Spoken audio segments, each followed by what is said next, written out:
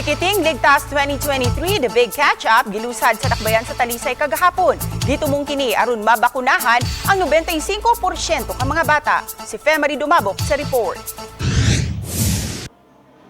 Tumong sa Chikiting Ligtas aron malikayan sa mga bata nga takbuyan sa sakit sa tipdas, rubella ug polio.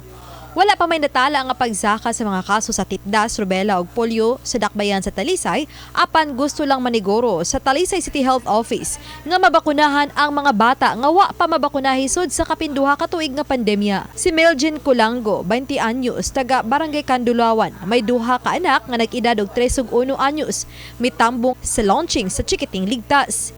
Iyang giangkon nga wa niya dad ang iyang mga anak aron mabakunahan batok sa tipdas, rubella ug polio sa niaging tuig. Tungod sa kabalaka nga matakbuyan sila og COVID-19. Sa tipdas ra wala.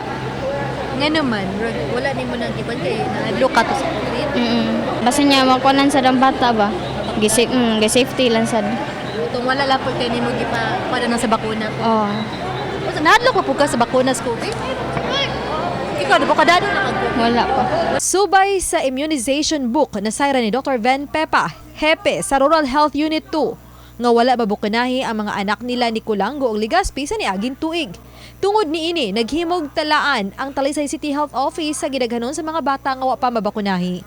Based sa iyahang record nga atong makita, kuwangan siya og pentavalent nga vaccine. Mao ni siya DPT, hepatitis B ug HIV.